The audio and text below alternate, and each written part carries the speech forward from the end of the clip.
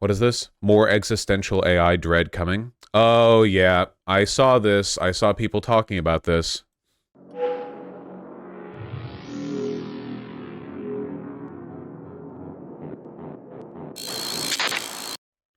Again, you know, this isn't really an indictment of how impressive the technology itself is. Hopefully no music. No music, thank God. Because the technology, I'm sure, is very impressive and blah, blah. I do hope people understand, however, how sometimes you can make a very fair argument for technology, no matter how impressive it is, being inherently dangerous. Like, you know, have you seen Oppenheimer? The movie Oppenheimer? Where he was like, yeah, we build a bomb, but should we have? You know? This is going to lead to so much like underage celebrities having child porn made of them. Obviously, the technology as it is right now probably can't full on simulate something like pornography, but I don't know, give it like a week. This shit moves pretty quickly. Yeah, it's the same thing as like it's the same thing as like deepfakes, but this is like more advanced than deepfakes, I guess. It's significantly more advanced, I think. Bosh, you don't have to say this. No, I think we should be realistic about what stuff like this enables. I don't think that you can, I don't think you should like ban tech just because it could be used by perverts. But at the same time, I think it's pretty important to acknowledge, like, I don't know, man. I guess like, I feel like, first of all, this is already an issue. You know, I'm not getting into it fully, but you can like look it up if you want. But there's already plenty of articles that are, that discuss, I guess, like the relationship of deepfakes and now this in the in like the context of like, you know, what who was that Twitch streamer who got in trouble because he accidentally showed off that he had like made deepfake nudes of a female coworker or something. Atrioc, yeah. Look, to be honest, what people are doing with this is just a modern version of what people have always been doing, okay? First of all, even before the internet, people were like looking at photos of girls they liked and cutting their heads off of like an image with scissors and then like putting it on a Sears catalog like lingerie model or something. I don't know. Like the variants of this have been the case for a while. The obvious difference being that as the technology gets more advanced, the capacity for this to be used as a form of harassment gets worse. Like if you showed up to school after having done that to a crush of yours and you held up your Sears catalog lingerie model primitive Photoshop job to everyone, they would laugh at you, not her. Whereas now, I guess I can kind of imagine a world where like a 14-year-old guy feels embittered that a 14-year-old girl in his grade doesn't like him. So he's like, I know what I'll do because he's a little shit. And he takes a photo of her off Facebook or something and then like click, click, click, click, click. And now there's like hardcore pornography of her, ostensibly, that he can just like throw into a group chat or something, you know? I don't know. And again, like, it's not like, oh, we should ban the technology because it can enable harassment. As much as I'd love to ban, like, AI generative shit, machine learning anyway, you know, but I can't, you know, can't cork that genie. But yeah, it's, yeah. Perhaps people will still feel that it's bad. I think for the most part, yeah. The problem is, like, the kinds of people who think that's bad are usually the ones who are sensible enough to be outside the communities that would actually do it. Does that make sense?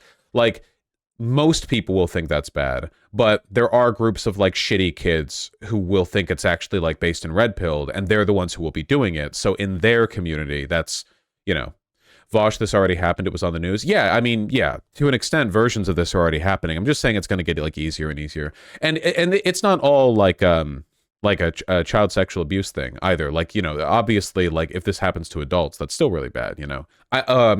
This might be kind of a controversial take, but I feel like the only way through this is a radical cultural shift when it comes to how we perceive the value of our bodies and our nudity.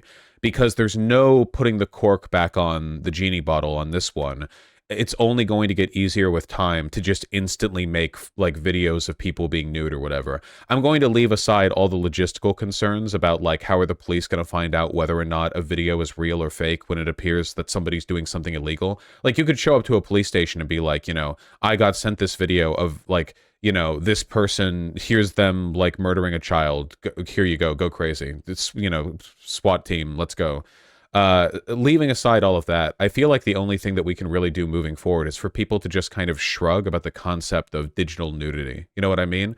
Like, for instance, right now, even with current tech and with photos of me that exist, it would be trivially easy to make pornography of me. And I think that because, I guess, because of my personal disposition and because of how I feel about myself and my body, I would look at that and I would think, that's pretty weird, but I guess it wouldn't like ruin my day.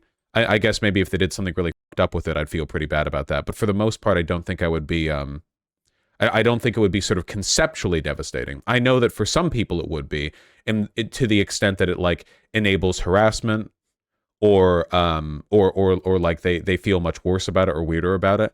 And I wonder if like past a point, people are going to assign basically no social value to any kind of nudity that isn't in person or directly sent to them by the person it represents. Does that make any sense? Like an example of this would be, I think, there was a period of time, and maybe it's still going on, I don't really know, where on basically every porn site, a very heavily advertised and promoted and popular category were fake celebrity nudes. And usually they'd be advertised because you'd see the thumbnail of one, like in a video or picture or whatever, and it would usually be like, I don't know, some celebrity, whatever, some chick, and her face is just photoshopped on a chick doing porn, right? Like literally, that's it. It was like brute force, like we have photoshopped,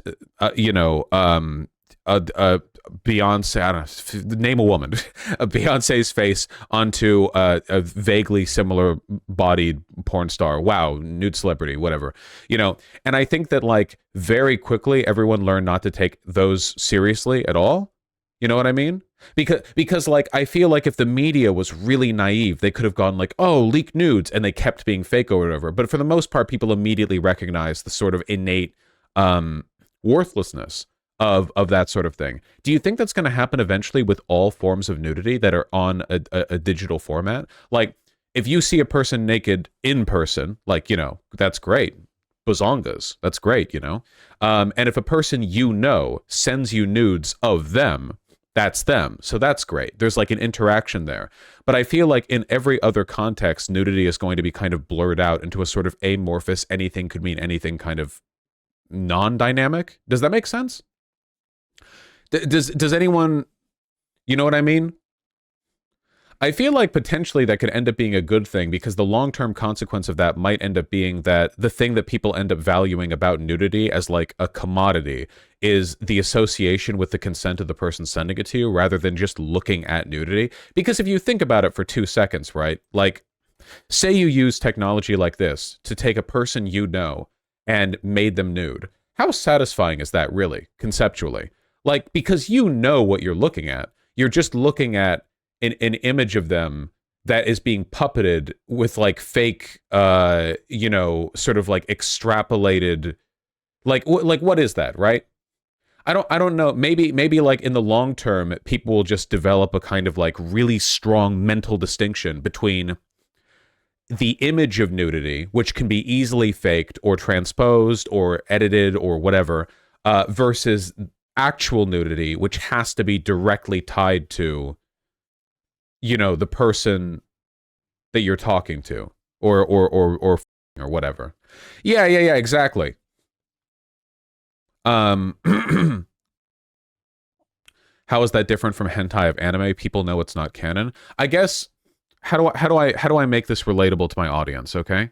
Okay, I guess it would be like, given enough time, people would develop a kind of distinction conceptually that is tantamount to the difference between a mangaka officially drawing nudes of the characters in the manga versus going online and seeing a doujin of those characters drawn by another person, where the canonity, the fact that one of them is canon as a virtue of it being tied to, gives it innately more meaning outside of the actual drawing. Does that make any sense? Like, if you in terms of like the canon in a piece of literature or art or like manga or whatever, there's a huge difference between something drawn by the author and not, even if like the literal pen strokes would be the same, because one of them implies like canon. And there's no such thing as canon with real people, because again, we're real people, but maybe there will be, because now we're being contrasted against something that isn't real people, right? This is like a non-canon person. Like, this image is canon, this video is non-canon, right?